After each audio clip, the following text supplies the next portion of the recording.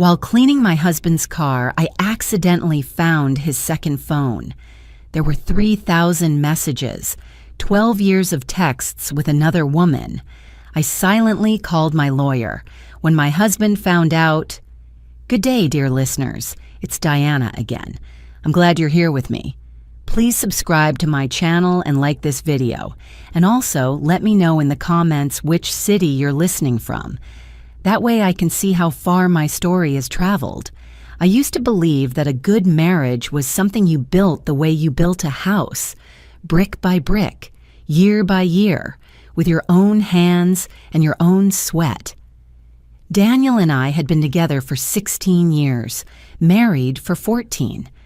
We lived in a 4-bedroom colonial in Naperville, Illinois, the kind of house with a wraparound porch and a mailbox painted the same shade of cream as the shutters. We had 2 kids, Mia, who was 12, and Owen, who was 9. I was a high school English teacher. Daniel ran a mid-sized logistics company he had inherited from his father. On paper, we looked exactly like what we were supposed to look like, and for a long time, that was enough for me. I was the woman who organized the neighborhood block party, who coached Mia's soccer team on weekends, who made Daniel's mother feel welcome every Thanksgiving, even though she had never once thanked me for it. I was busy in the way that American mothers are busy, relentlessly, invisibly, without applause. I told myself that was love. I told myself that was partnership. But somewhere around year 11, something in Daniel shifted, not dramatically. That's the thing nobody tells you. Betrayal doesn't arrive like a thunderstorm. It comes the way fog does, slowly, quietly, until you can't see your hand in front of your face. He started working late, once a week, then twice. Then late became a loose word that could mean 8 in the evening or 11.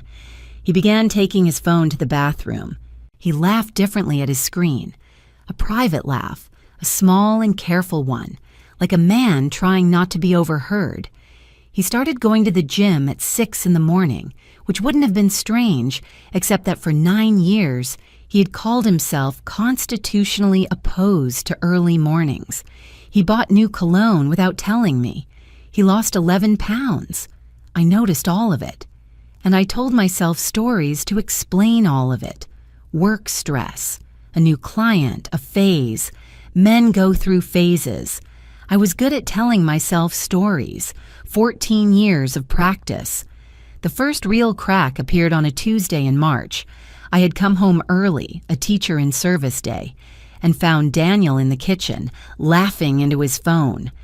When he heard me come through the door, the laugh stopped, as though someone had flipped a switch. He looked at me with an expression I can only describe now as the face a person makes when they realize they've been caught, and then he rearranged it, in less than a second, into something normal, something husbandly. "Hey," he said, "didn't hear you come in." He put the phone face down on the counter. I said nothing. I went upstairs, sat on the edge of the bathtub, and breathed. That night, I lay awake beside him and thought, am I seeing things that aren't there? Or am I finally seeing what has always been there? I chose to believe the former. For 3 more months, I chose it deliberately, the way you choose to not look at something painful, by looking just slightly to the left of it. Then came the Saturday in June that changed everything. Daniel had taken the kids to his parents' place for the weekend. He'd left his car in the driveway and he'd asked me, casually, on his way out, keys in hand, if I could clean it out. He'd been meaning to take it to the detailer, he said. Just clear out the trash, he said, the kind of request that sounds so ordinary it leaves no room for hesitation. So I did it. I took a garbage bag and his car keys, and I went out to the driveway on a Saturday morning in June. I pulled out coffee cups and parking receipts, and Owen's forgotten jacket, and a gas station receipt from a town I had never heard of, a town 40 minutes from Naperville. And then, under the front passenger seat, tucked behind the seat rail in a thin leather case I had never seen before, my hand found something. A phone. Not his regular phone.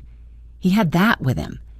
This was older, smaller, a model I didn't recognize. A prepaid phone. And when I pressed the button, the screen lit up, and it was not locked. 3,214 messages. A contact saved simply as R. The earliest message was dated 12 years ago. My hands did not shake. That surprised me later, that my hands stayed completely still. I stood in the driveway in the June sunlight, and I scrolled and I read, and I understood with a clarity that felt almost surgical that my entire marriage had been built on a floor that did not exist. I put the phone back exactly where I found it. I went inside. I sat at the kitchen table, and I made a call. Not to Daniel, not to my mother, not to my sister. I called a lawyer.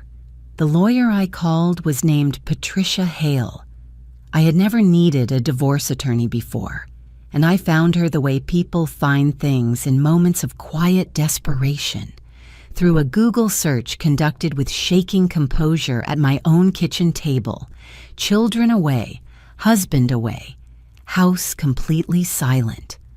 Her office was on the 14th floor of a building in downtown Chicago, and when I called that Saturday, I expected a voicemail. Instead, she picked up. She had a voice like a woman who had heard every version of every story and had stopped being surprised by any of them. I liked her immediately. I told her what I had found. I told her quickly and without crying, which impressed even me. She asked me several questions in a calm, methodical way. How long had we been married? Were there assets? Was there a mortgage? Were there children? Was there a prenuptial agreement? And I answered each one. There was no prenuptial agreement. I had never asked for one. I had been 28 years old and in love, and prenuptial agreements were for people who expected to fail. When I hung up, I sat for a long time without moving. I tried to calculate the losses, not the emotional ones. I couldn't go there yet, couldn't afford to, not that day, but the practical ones. 14 years, 2 children, a mortgage we had refinanced together 3 years ago, a joint savings account with $134,000 that I had contributed to just as much as he had, a retirement account in both our names. His company, which had grown significantly in the years we'd been married, years during which I had entertained his clients, managed our household, raised our children, and subsidized his professional life with my emotional labor in ways that were never counted and never named. What had I given? Everything. What had I known about? Half. Less than half. And then there was the other question, the one I couldn't stop circling. Who was R? 12 years. 12 years of 3,000 messages. 12 years of a parallel life running alongside mine like a shadow version of everything I thought was real.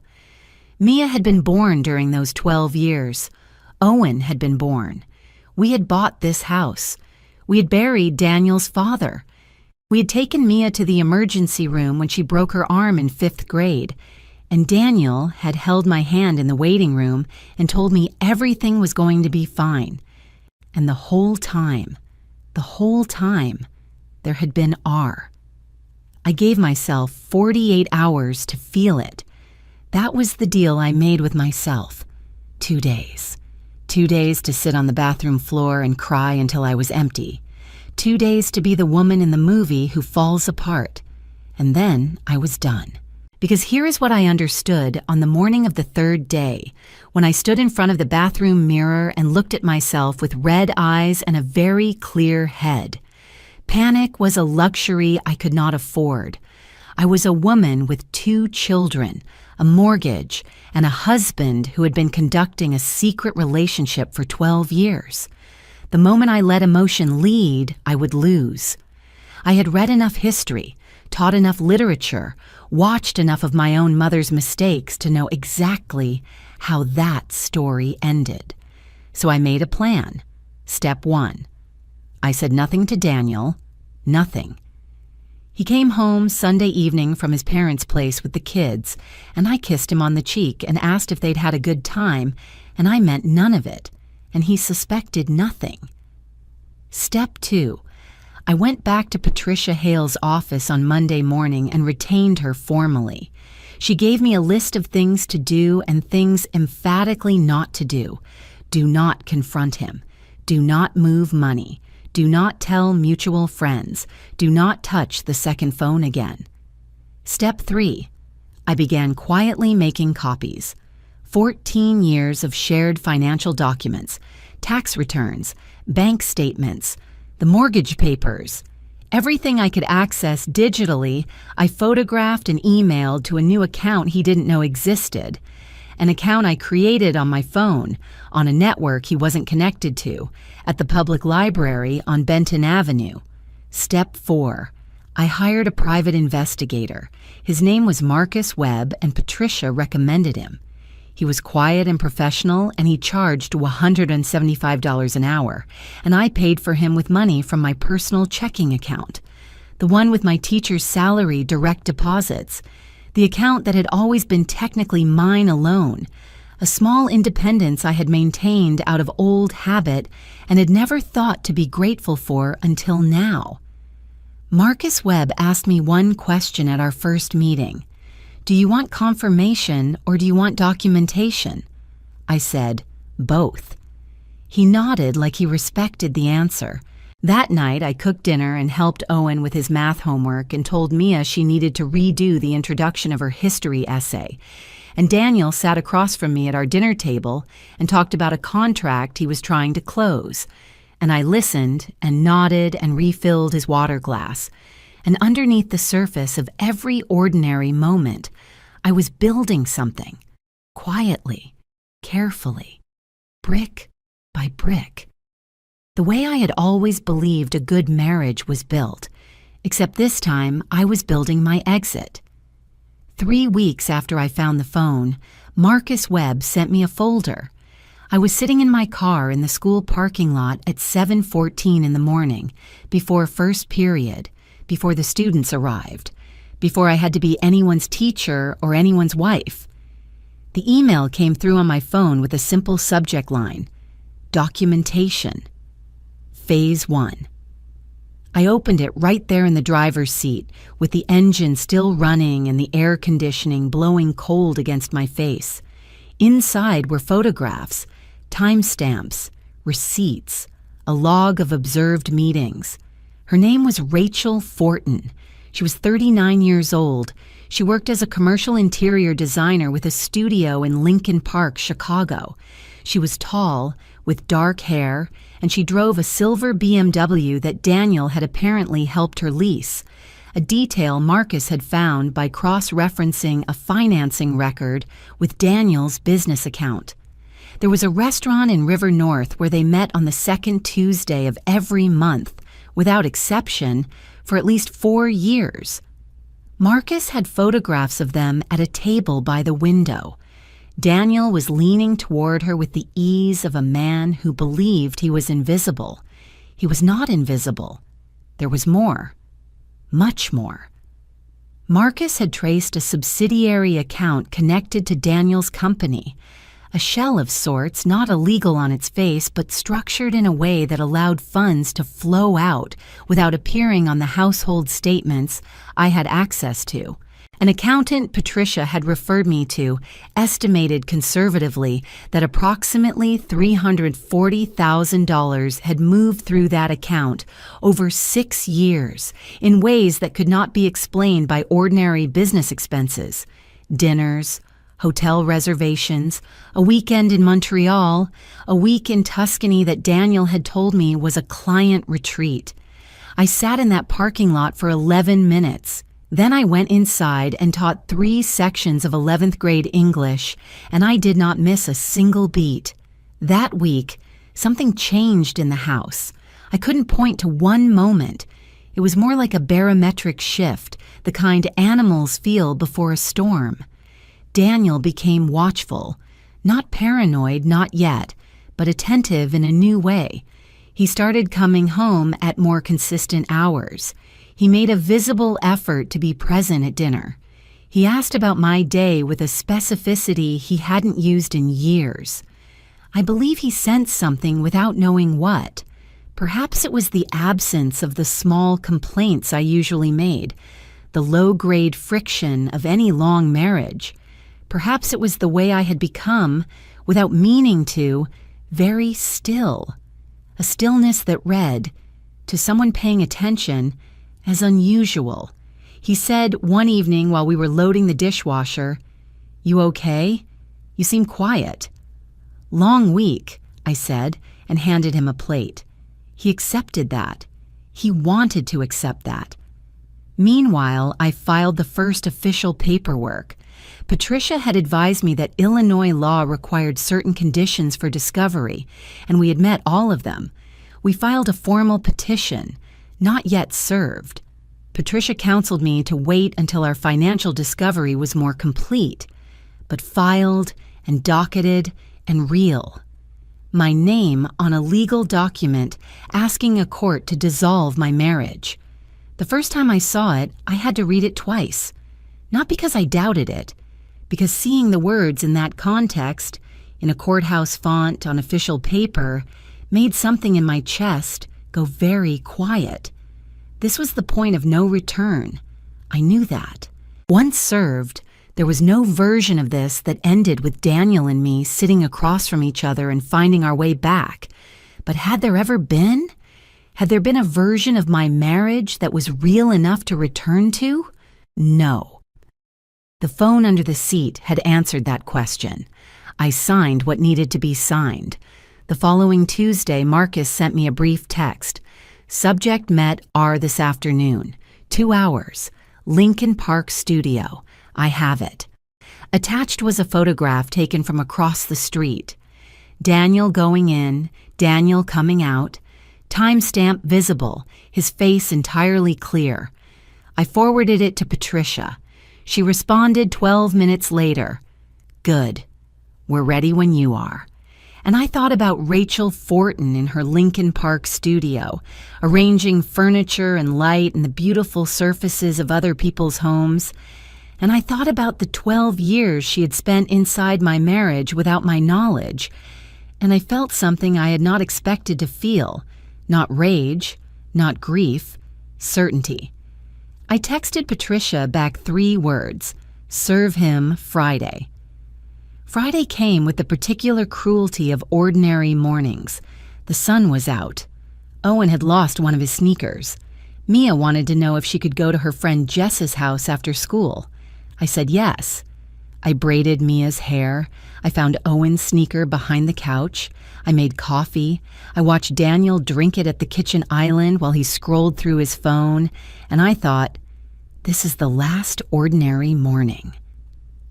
At 9:47 a.m., while Daniel was in his office on the 42nd floor of the building downtown where he had worked since his father's death, a process server walked up to his assistant and handed him an envelope. Patricia texted me at 9:53, done. I was at school, between second and third period, standing in the hallway near the water fountain. I read the text and put my phone in my pocket and walked into my classroom and closed the door and stood still for exactly 30 seconds. Then I picked up the chalk and wrote the day's discussion question on the board. What does it cost a person to tell the truth? Daniel called 4 times between 10 and noon. I did not answer. He called again at 12:30 and this time left a voicemail. His voice was controlled, tightly, effortfully controlled. But underneath it was something unraveling. He said he didn't understand, that we needed to talk, that this was clearly a misunderstanding, that he loved me and the kids, and would I please call him back. I saved the voicemail and forwarded it to Patricia. He came home that evening earlier than he ever came home. I was in the kitchen making pasta when I heard his key in the lock, and I turned around and looked at him and felt, With something like clinical detachment, how young he suddenly looked. How frightened. Fear makes people look young, strips away the performed confidence, the corporate posture. He stood in the doorway of our kitchen, and he was, in that moment, just a man who had been caught. Rachel, he said. Not a question. A name he was finally speaking out loud in this house. Among other things, I said, and turned back to the stove. What followed was not a conversation. It was a performance. His, not mine. He went through all the stages with remarkable efficiency. Denial, partial admission, minimization, then, when I remained unmoved, something that turned ugly. He said the marriage had been cold for years. He said he had needs that weren't being met. He said I had chosen my students, my lesson plans, my kids' schedules over him for a decade. I let him finish. Then I said, "My attorney's name is Patricia Hale. All further communication should go through her office." He stared at me for a long moment. Then his phone rang. He looked at it and left the room to answer it. The call lasted 6 minutes. When he came back, something had changed in his posture. He was steadier, colder. He had spoken to someone who had told him to regroup. 2 days later, I found out who. Rachel Fortin called my personal cell phone on a Sunday morning. I don't know how she got the number. I answered because I didn't recognize it. "I think we should meet," she said. Her voice was calm, smooth, professionally modulated. "There are things you don't understand about the situation, about me and Daniel, about what we have." "I understand quite enough," I said. "He told me you found the phone." A pause. "He also told me that if you press forward with certain financial claims, he'll be forced to dispute your fitness as a primary parent. He has documentation suggesting—" I hung up. My hands, this time, were not still. I stood in my kitchen and I shook. Not from fear, but from the particular physical response the body has to being threatened. But shaking is not falling, and I was not falling. I called Patricia immediately and reported every word. She made a sound that suggested this was not the first time she had heard this kind of play. "It's a bluff," she said, "a standard one, but we'll document it." "Can she be considered a party to the financial misconduct?" I asked. A pause. "We'll look at that," Patricia said. "There may be grounds."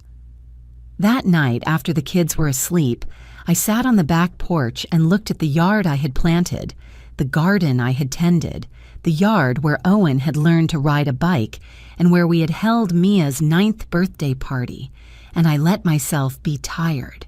Not defeated, just tired. I took 5 days. I did nothing aggressive, nothing strategic.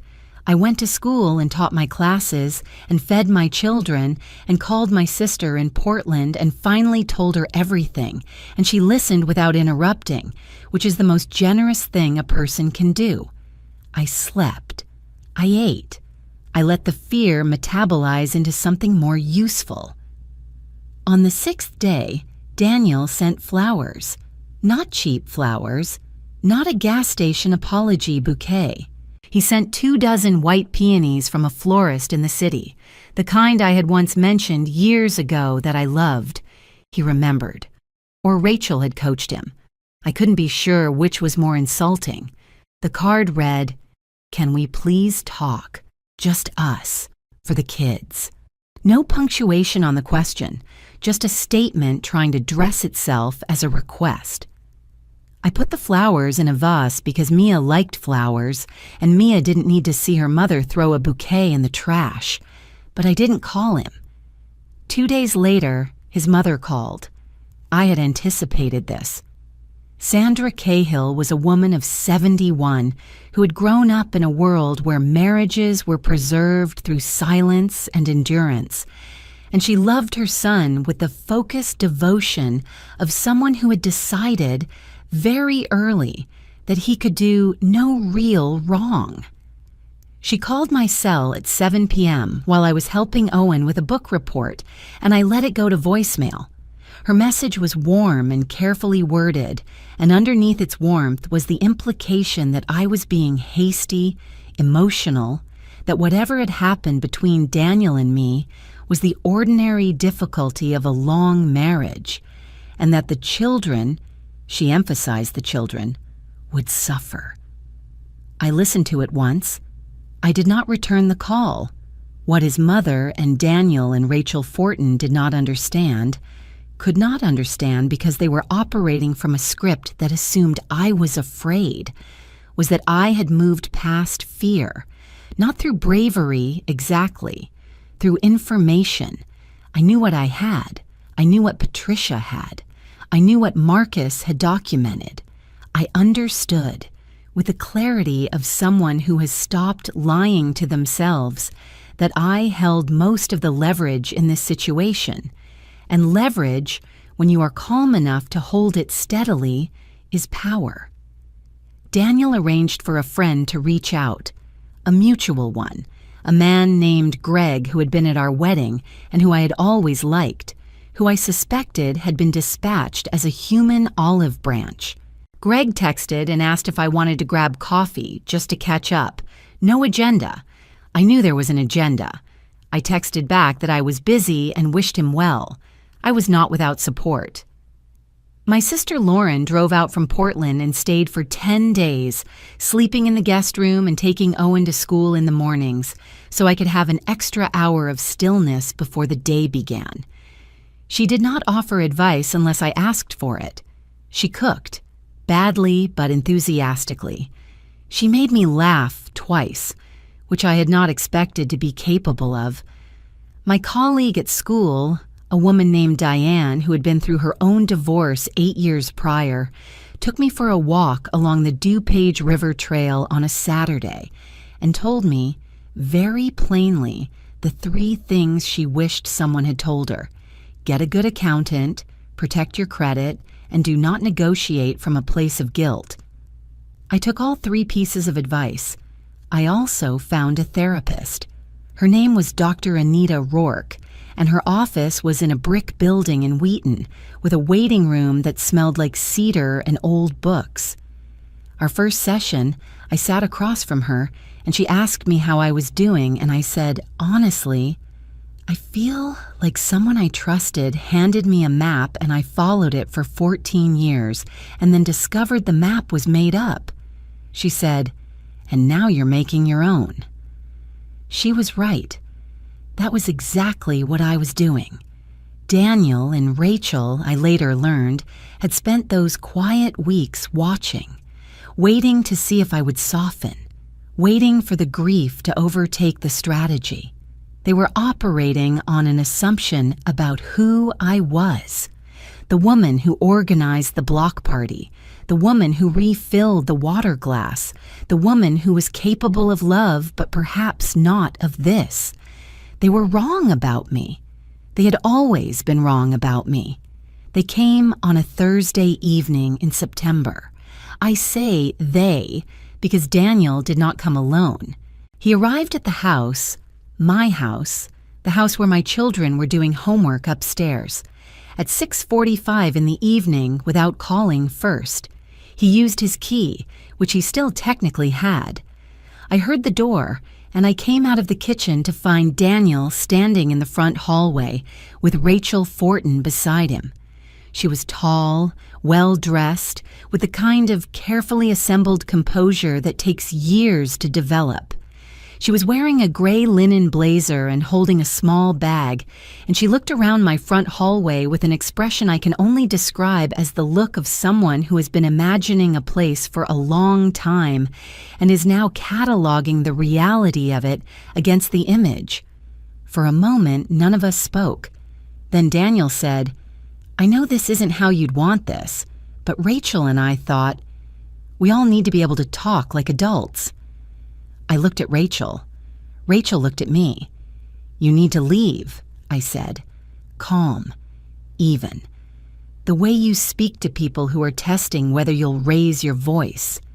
Sarah. Daniel's voice was careful, negotiated, the voice of a man who's been coached. We're not here to fight. We're here because we care about Mia and Owen. We want to find something that works for everyone. There it was. The children, invoked as a shield. Rachel spoke then, for the first time. Her voice was everything her phone call had been. Smooth, deliberate, calibrated. "I know this is painful," she said. "I can only imagine.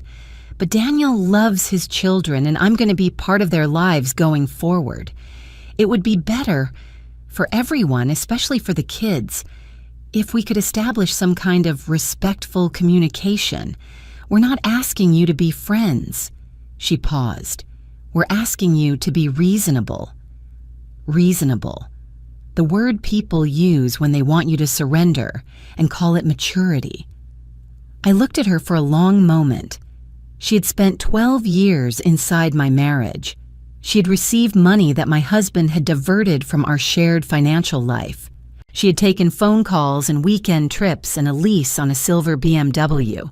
She had been, for 12 years, a secret. And now she was standing in my hallway telling me to be reasonable. "I would like both of you to leave," I said. "If you use that key again without notice, I will change the locks tonight, and I will notify my attorney that you entered the property. All communication goes through Patricia Hale. You know that." Daniel's composure slipped then. Just briefly, just a flash. "Sarah, if you keep pushing on the financials, this gets ugly. I'm telling you that. There are things I can bring up in court that—" "Are you threatening me in front of a witness?" I asked. He stopped. I had said it quietly, almost pleasantly, but I had said it. Silence.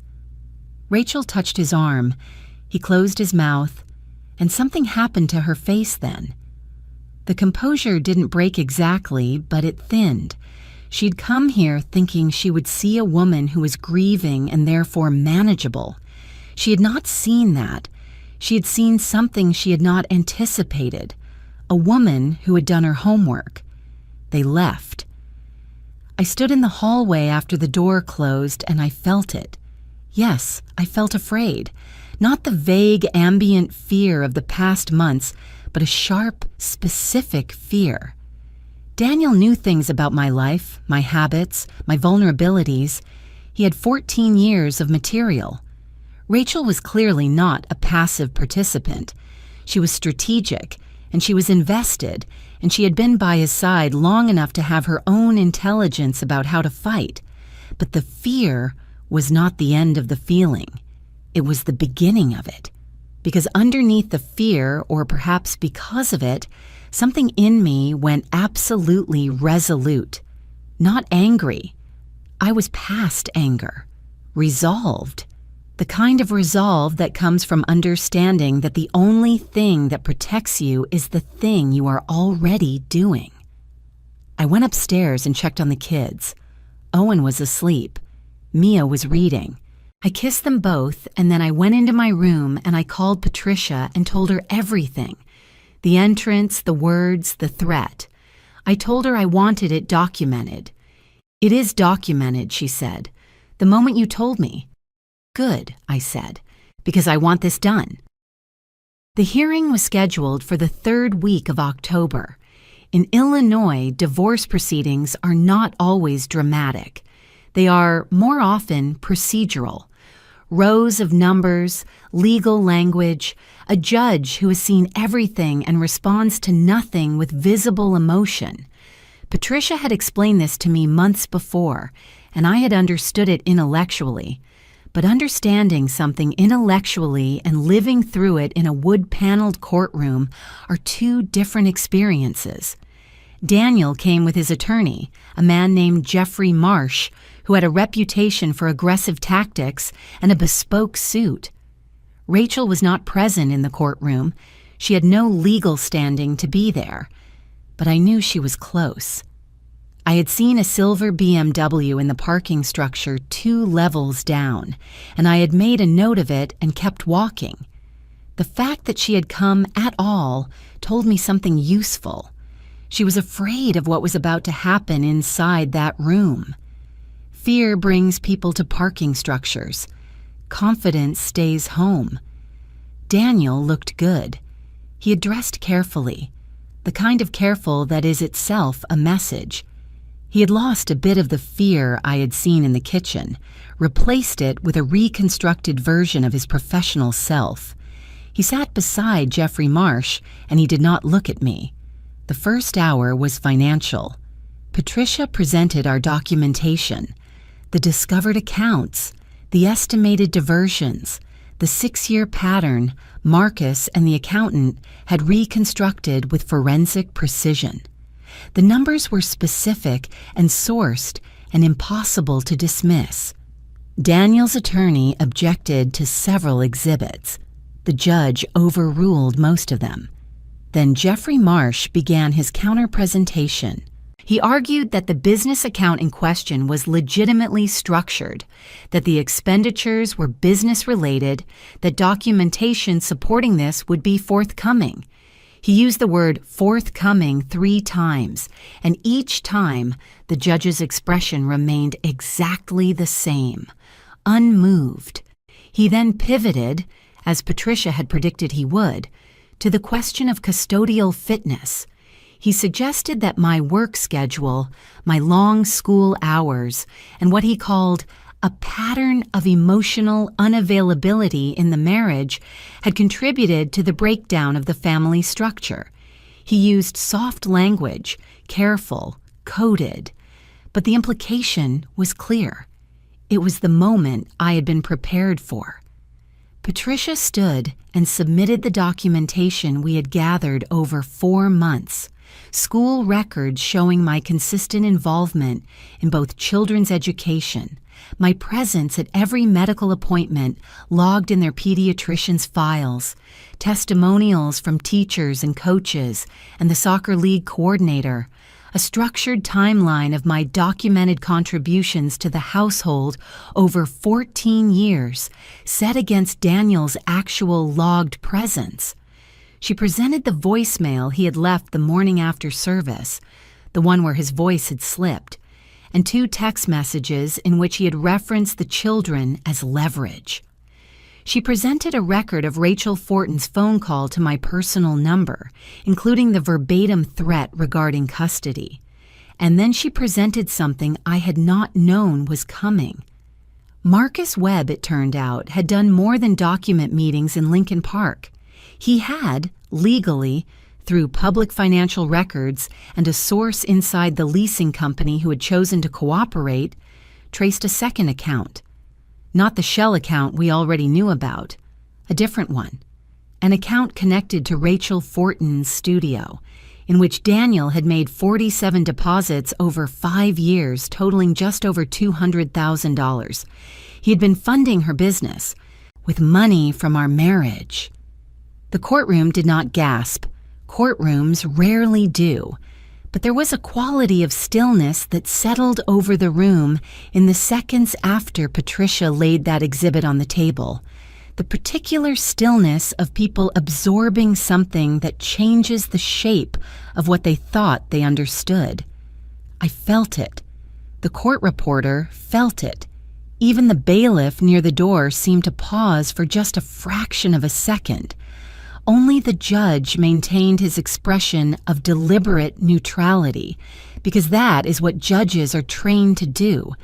But he read the document carefully, and he read it twice. When Patricia laid that exhibit on the table, I watched Jeffrey Marsh lean toward Daniel and whisper something. Daniel's jaw tightened. It was a small movement, but I saw it. 14 years of watching a face. You learn its involuntary language.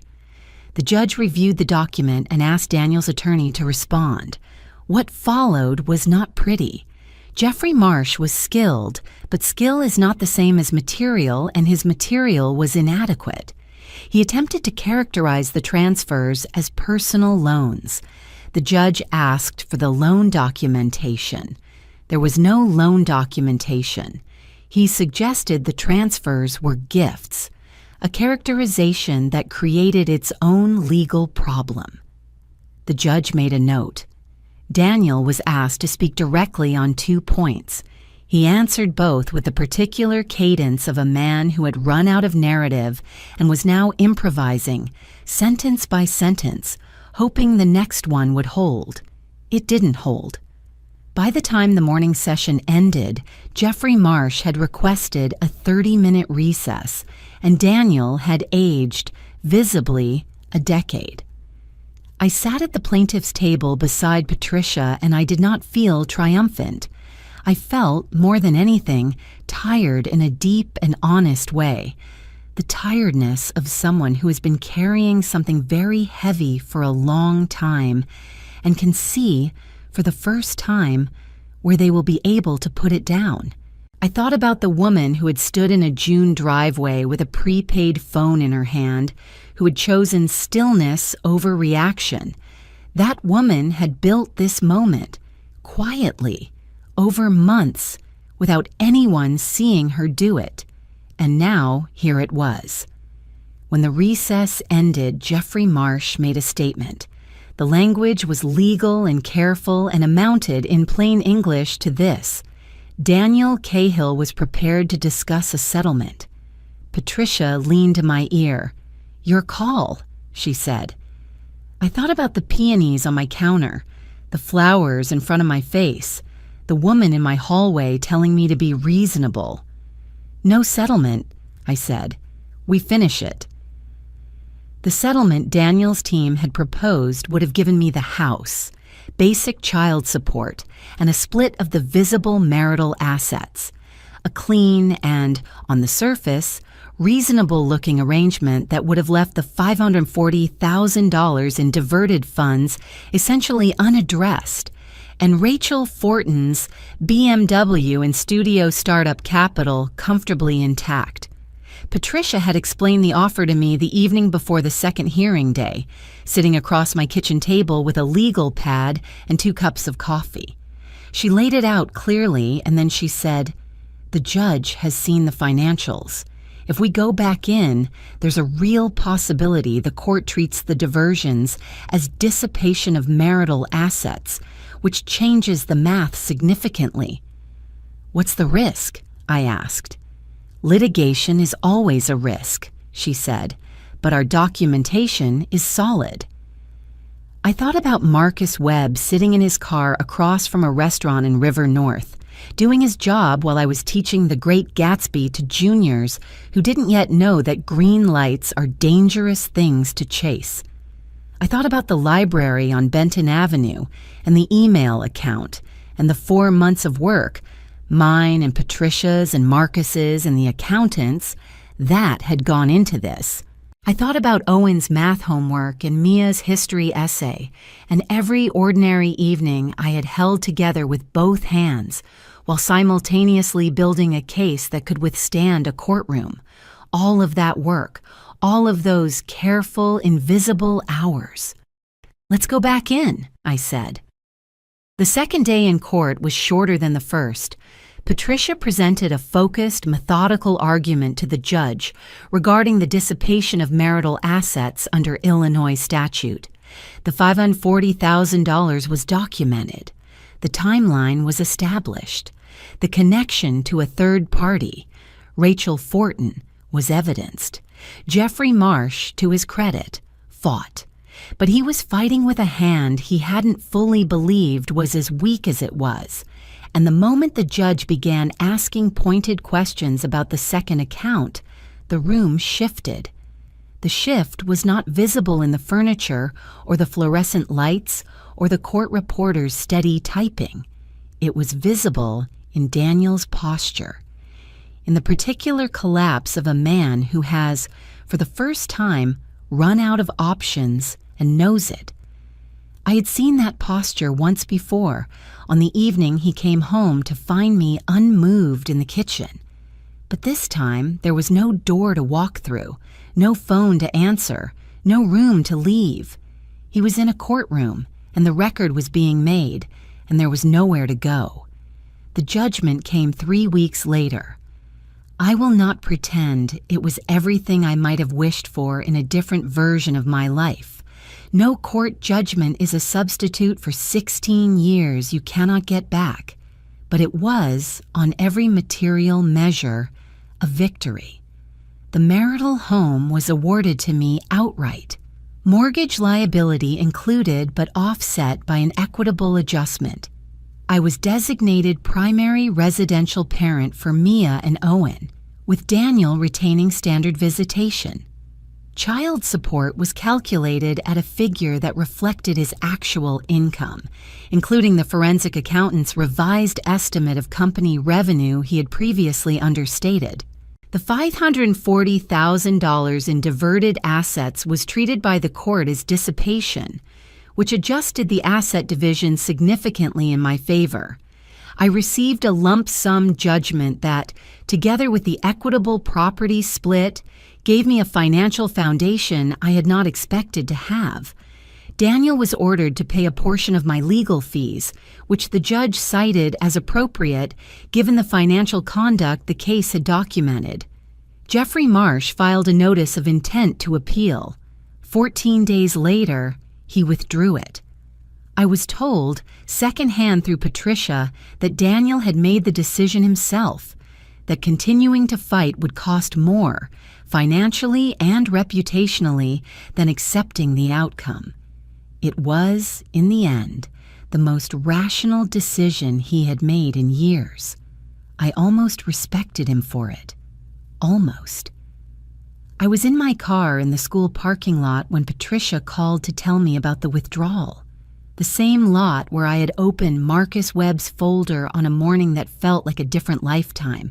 The same engine running, the same air conditioning blowing against my face, the same parking spaces, the same view of the school's brick exterior, the same ordinary world that had continued turning through all of it. Through every document and every hearing and every night I had lain awake making sure I hadn't missed anything. "It's done," Patricia said. I said, "Thank you, Patricia." I sat there for a few minutes. The engine ran. The air conditioning blew. Outside, a group of students crossed the parking lot laughing about something I couldn't hear. Life continuing. Mine continuing. But finally, unambiguously, on my own terms. I put the car in drive and I went home to my children. The first thing I did after the judgment was final was have the locks changed. Not as a dramatic gesture. Daniel had stopped coming by months ago, but because I wanted that to be the first concrete act of the new chapter. A locksmith named Ben came on a Tuesday afternoon and worked for 40 minutes while I watched. And when he handed me 2 new keys, I held them in my palm for a moment longer than necessary. My house, my keys, my life. The second thing I did was repaint the bedroom. I had always wanted it a deep shade of blue. Daniel had found the idea too dark, and I chose a color called Hail Navy and painted it myself over a long weekend in November, while Mia and Owen visited Daniel per the custody schedule. I put on a playlist I'd been building for months, and I painted and I listened to music, and I was, in those hours, more peaceful than I had been in years. It was a small act, choosing that color, but there is something profound about reclaiming even the smallest decisions. The color of the walls you wake up to, the arrangement of furniture nobody else gets to veto. I had forgotten how good it felt to simply choose. And in that forgetting, I realized how much of myself I had quietly surrendered over 14 years. Not all at once, not dramatically, but in the small daily compressions that accumulate into a shape you no longer recognize as your own. Painting those walls was the beginning of recognizing myself again. I went back to teaching that fall with a quality of presence I hadn't had in a long time. My students noticed, though of course they wouldn't have been able to name what had changed.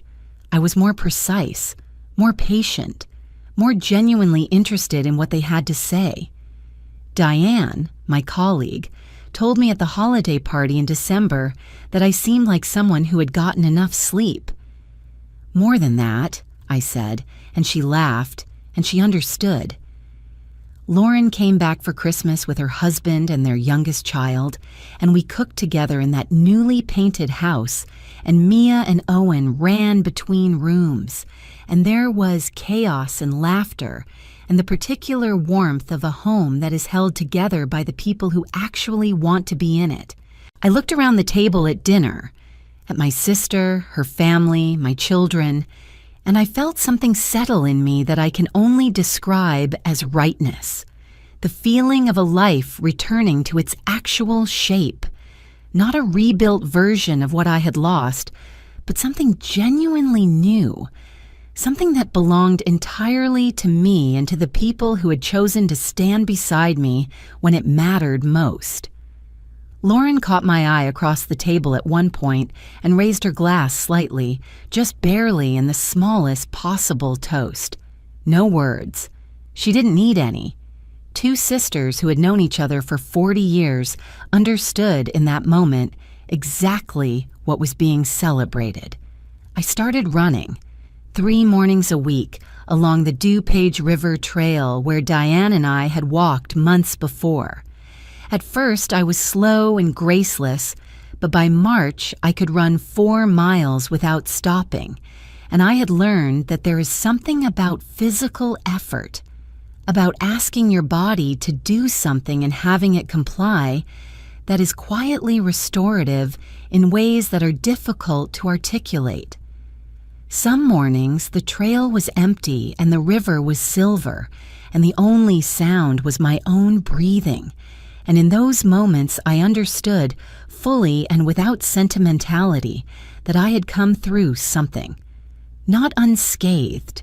No one comes through something like this unscathed, but intact. More than intact.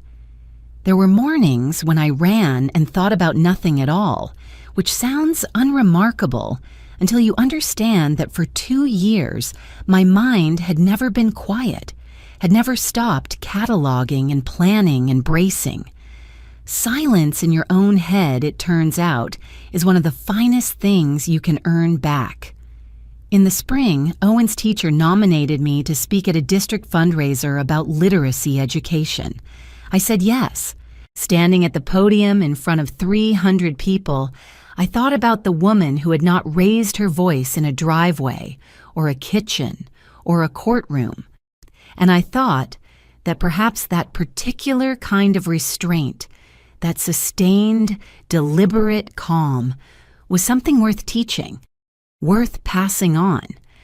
Not because silence is always the answer, but because knowing when to be quiet, when to listen, when to observe, when to wait, is one of the most underestimated forms of intelligence there is. By summer, I was seeing someone. I didn't plan it. I wasn't looking. His name was James, and he was a pediatric physical therapist I had met through Mia's soccer league. He'd been working with a girl on the team who had a knee injury.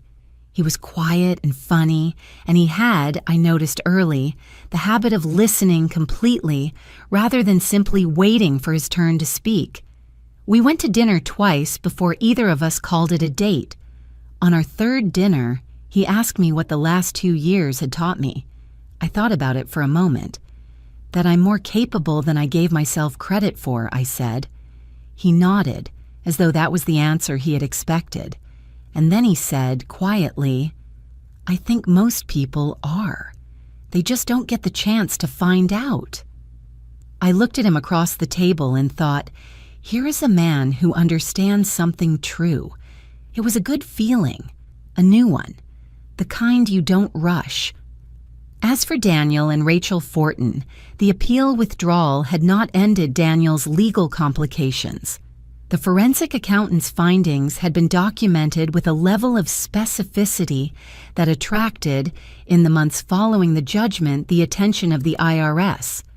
I had no involvement in what followed.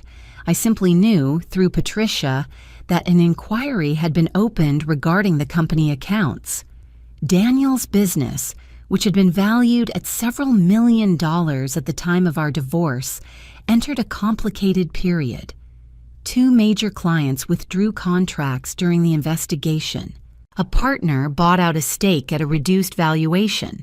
By the end of the following year, the company Daniel's father had built had been significantly diminished, not destroyed, but diminished in ways that were permanent.